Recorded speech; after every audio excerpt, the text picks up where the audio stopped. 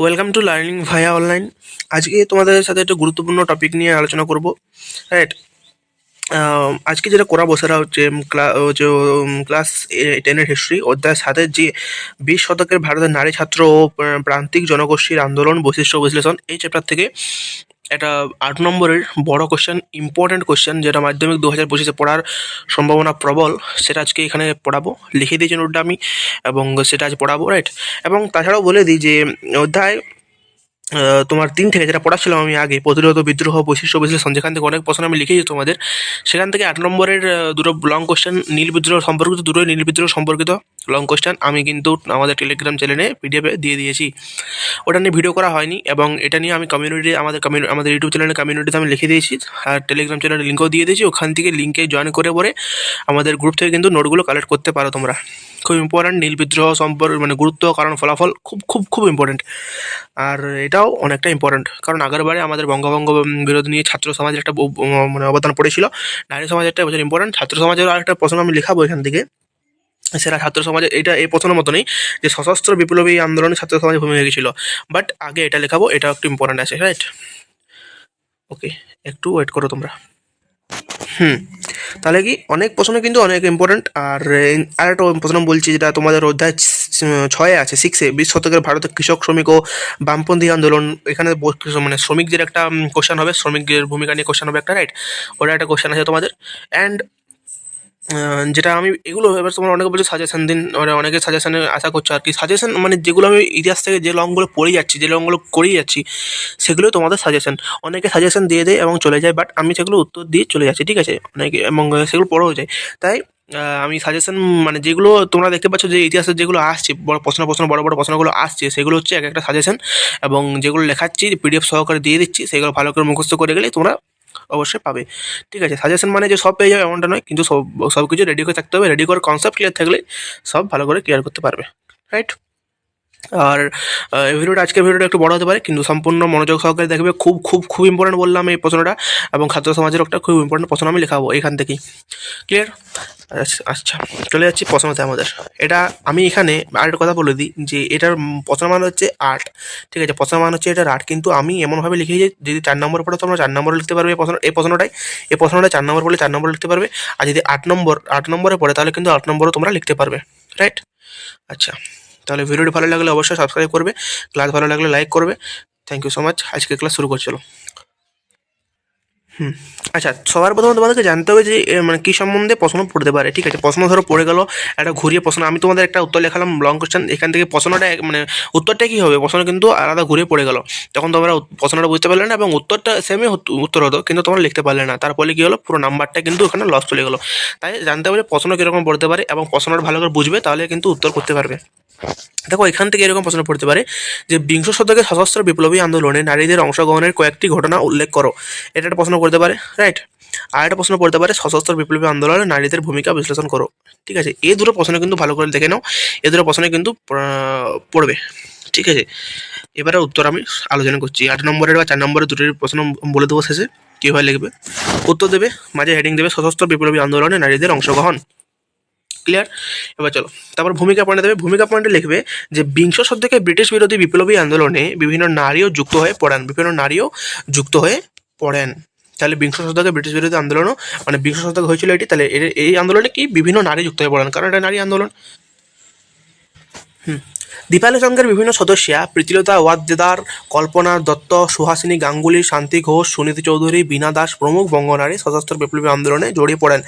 এ কতগুলি নাম আছে, সেগুলো তোমাদেরকে মনে রাখতে হবে। যে প্রীতিলতা ওয়াদ্দেদার গুরুত্বপূর্ণ ভূমিকা পালন করেছিলেন, কল্পনা দত্ত, সুহাসিনী গাঙ্গুলি, শান্তি ঘোষ, সুনীতি চৌধুরী, বীণা দাস প্রমুখ সবাই গুরুত্বপূর্ণ ভূমিকা পালন করেছিলেন, এবং এনাদের মাধ্যমেই নারী আন্দোলন কিন্তু শুরু হয়েছিল। তাহলে প্রথম পয়েন্ট এগুলো যে ভূমিকা। এবার প্রথম পয়েন্ট দেবে দীপালি সংঘ। প্রথম পয়েন্ট দেবে কি, দীপালি সংঘ। রাইট।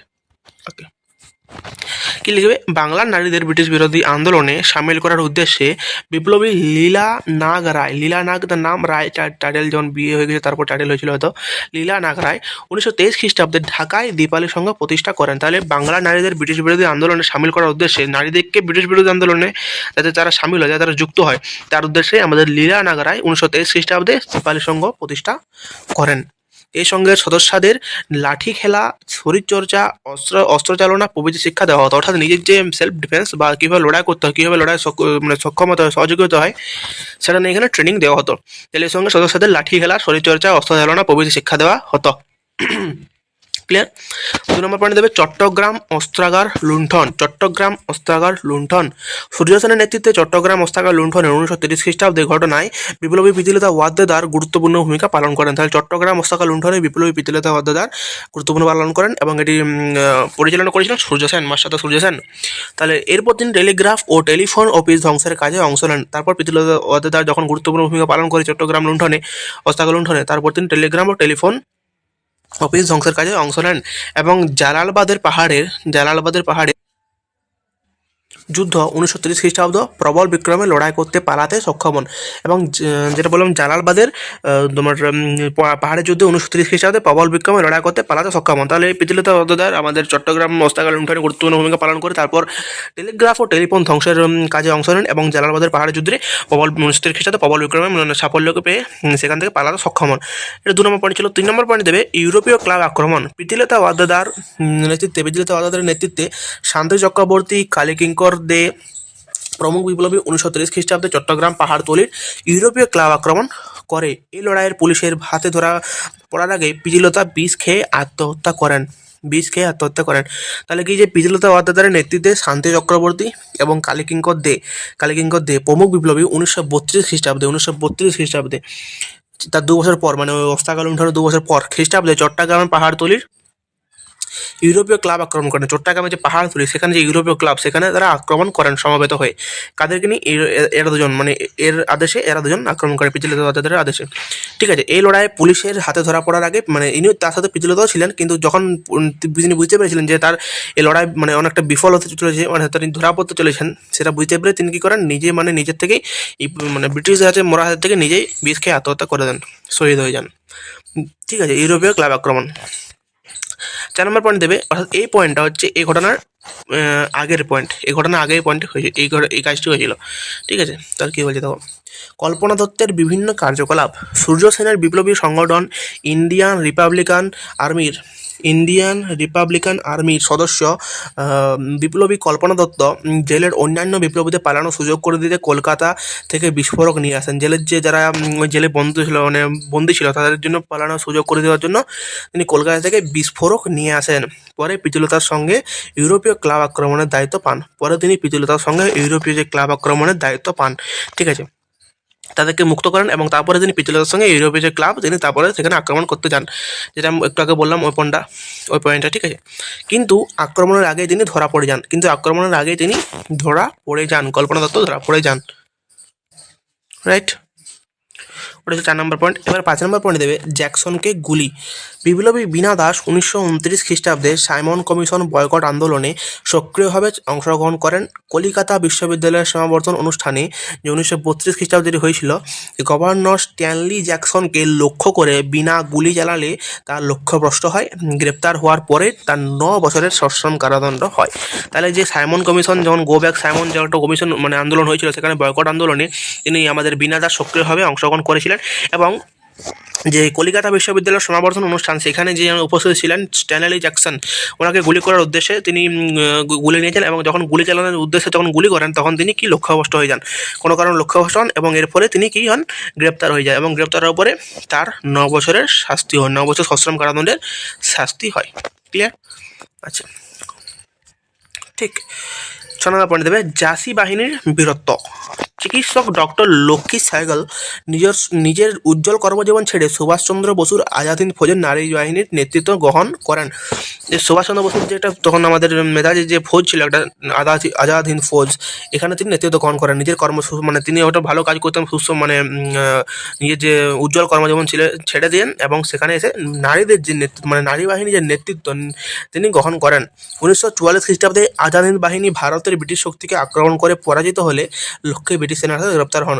1944 খ্রিস্টাব্দে যখন তারা ব্রিটিশ শক্তিকে হারানোর জন্য তারা আন্দোলন শুরু করে, তখন সেখানে তারা আন্দোলন শুরু করলো, তারা সেখানে পরে কি হয়, পরাজিত হয়ে যায়। এর ফলে আমাদের যে ডক্টর লক্ষ্মী সাহ্যাগাল তিনি কী করেন ওই ব্রিটিশ সেনার হাতে গ্রেপ্তার হন।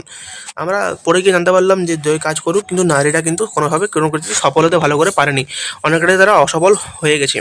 ঠিক আছে, তাহলে এই যে 6টি পয়েন্ট বললাম, 6টি পয়েন্ট তোমরা যদি 8 নম্বর পরে 6টি পয়েন্ট লিখবে প্লাস উপসংহারটাও লিখবে।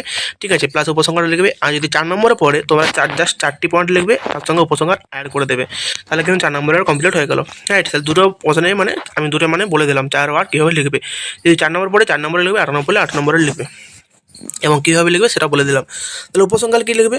উপসংহার লিখবে ভারতের ব্রিটিশ বিরোধী সংগ্রামে নারীদের অংশগ্রহণে কিছু সীমাবদ্ধতা লক্ষ্য করা যায়। ভারতের ব্রিটিশ বিরোধী সংগ্রামে নারীদের অংশগ্রহণে কিছু সীমাবদ্ধতা লক্ষ্য করা যায়। মূলত 1 নম্বর হচ্ছে মূলত বাংলার নারীরাই